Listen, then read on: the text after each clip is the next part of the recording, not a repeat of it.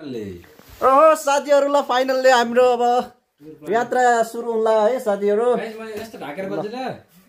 अब चाहिँ हाम्रो जानु रेडी भइसकेछौँ हामीहरु है। तेल सेल लाउन बाँकी थियो। त्यसपछि अब के तेल सेल सब प्याकिङ भयो, खै सामान खै सबै हालिसक्यो। सबै भयो। अनि यो साथीले यहाँ चस्मासँग पनि लगाइसकेछ। सबै अब सब रेडी भइसक्यो। अब हामी जाने रेडीमा छौँ। त्यसपछि लिएर बाटोको सब भ्यूहरु हामीहरु देखाउँछौँ। All set to go guys. यस।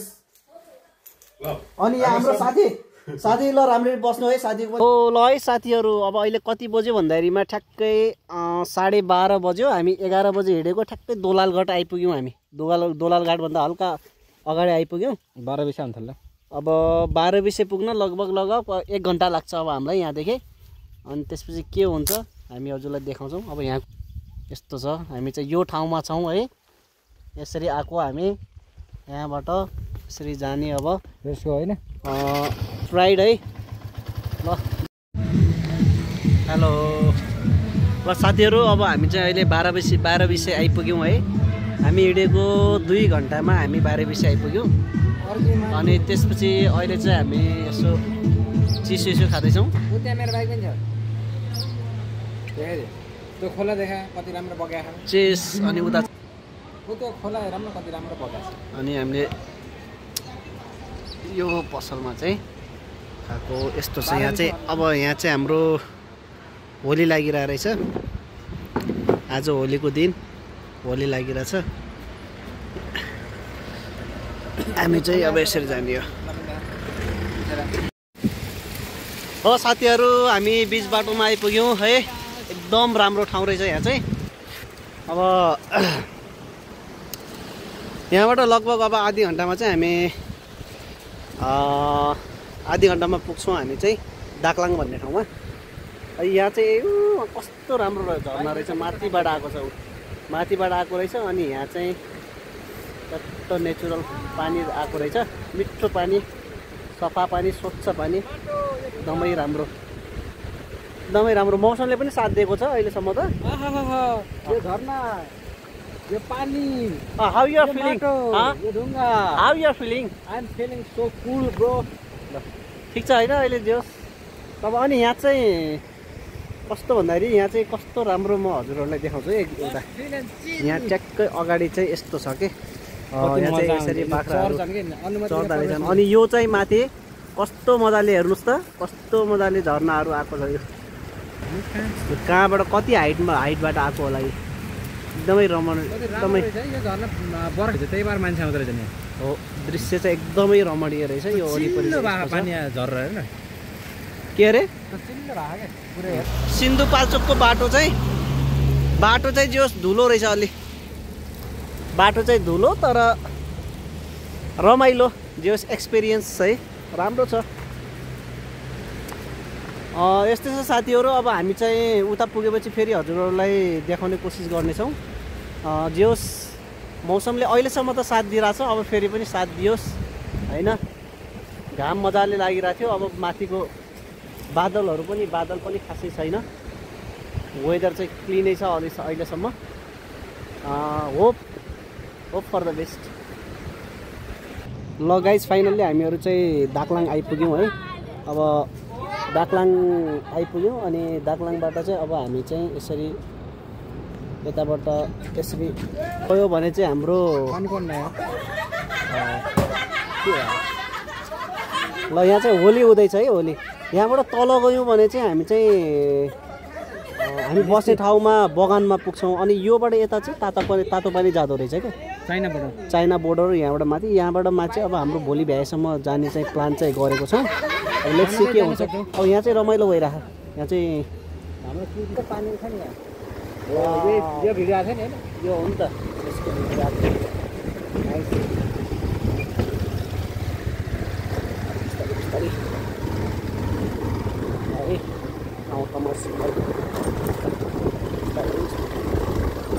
बाटो चाहिँ तर है लास्टै भयो गाइज।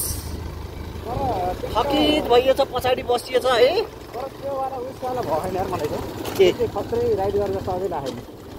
त्यो मैले उहाँमा राइड गरेको भएर होला कि हाम्रो यहाँ चाहिँ तपाईँको बसाइको अझै माथि। हाम्रो यही हो घर यही।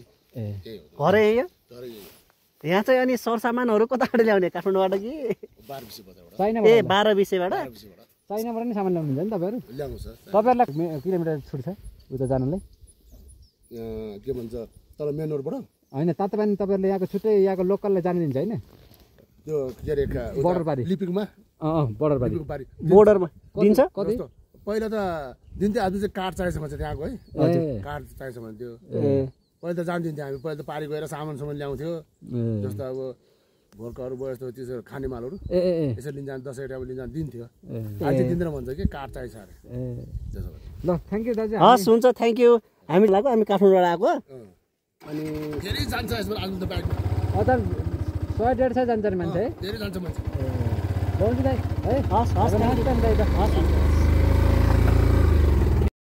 ल साथीहरू फाइनल्ली हामी लिस्टी भन्ने ठाउँमा आइपुग्यौँ है लिस्टी लिस्टी हो कति टाइम लाग्छ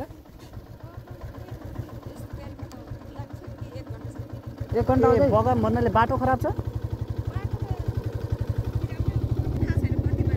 ए हस् हस् हस् खुट्टा टेक्यो ओहो ल यस्तै चाहिँ गाइज आइयो है यहाँसम्म आइयो तर अलि यता माथितिर चाहिँ अलि हिलो रहेछ हिलो भन्नाले पानी परेको थियो होला अलि बाटो चाहिँ अलि हिलो रहेछ अब भोलि फर्किँदा फेरि चाहिँ यो बाटोले दुःख दिनेवाला छ गाइजहरू हिलो एकदमै रहेछ फर्किँदा फेरि के हुने हो अब माथि अब हिउँले दुःख दिने होला अब हुन त हिउँ जो हेर्न आएको हामीहरू हिउँले दुःख दियो भन्न त मिल्दैन साथीहरू होइन मेरो चाहिँ फर्स्ट टाइम हुनेवाला छ है हिउँ फर्स्ट टाइम आजसम्म मैले हिउँ यसरी स्नोफल भएको देखेको छैन क्या अब यो चाहिँ मेरो फर्स्ट टाइम हुनेवाला चाहिँ यदि हिउँ पर्यो भने हिउँ त परिहाल्छ अब त्यहाँ त अब हिउँ नै हिउँ भएको ठाउँमा जाने हो हामी चाहिँ लेट्स सी के हुन्छ अब बाटोहरू गाइजहरू बाटो चाहिँ यस्तो छ है लास्टै यस्तो छ बाटोको हालत चाहिँ अहिलेको लागि चाहिँ भोलि त झन् हिलो हुने होला जोस् रमाइलो छ एडभेन्चर भनेकै यही त हो नि साथीहरू होइन एडभेन्चर भनेकै यही हो यस्तो छ रमाइलो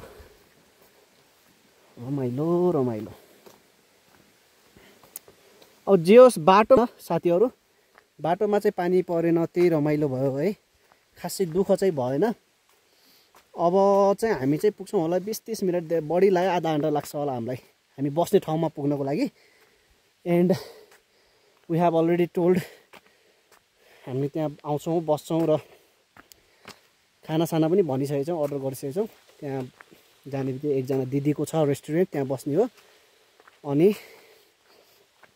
के भयो